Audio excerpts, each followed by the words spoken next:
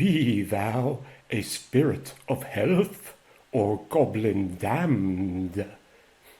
Act 1, Scene 4 of Hamlet. The build-up to this line is in Act 1, Scene 2. Horatio tells Hamlet that he and the guards, including Marcellus and Bernardo, have witnessed an apparition resembling Hamlet's deceased father, King Hamlet.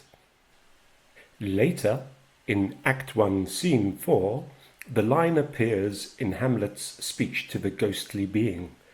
The surrounding lines are: "Angels and ministers of grace defend us. Be thou a spirit of health or goblin damned. Bring with thee airs from heaven or blasts from hell. Be thy intents wicked or charitable. Thou comest in such a questionable shape that I will speak to thee." The health word is another way of saying goodness, whether it is a good being or an evil one. Hamlet will speak with it. A spirit of health describes a soul that has achieved a state of spiritual well-being.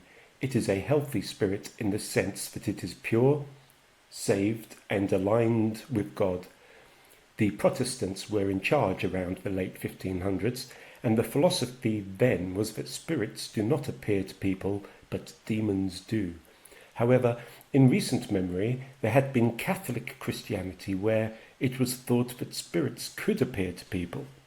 Maybe the audience were meant to assume that the ghost-like being was a demon because of the Protestantism angle on this. If that is true, then the play is announced as a tragedy very early on in the play.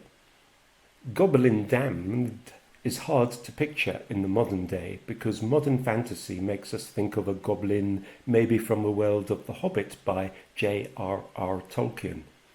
To Shakespeare's audience, hearing goblin would have evoked folklore, darkness, mischief, and the supernatural.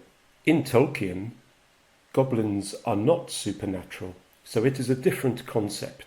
Perhaps the audience imagined that the goblin is a shapeshifter based on folklore about shape-shifting goblins. Tolkien's representation of goblins, which he later used interchangeably with orcs, was not drawn from a single source, but rather from a synthesis of traditional European folklore, philology, the study of language, and specific Victorian-era literature. That includes the influence of George MacDonald,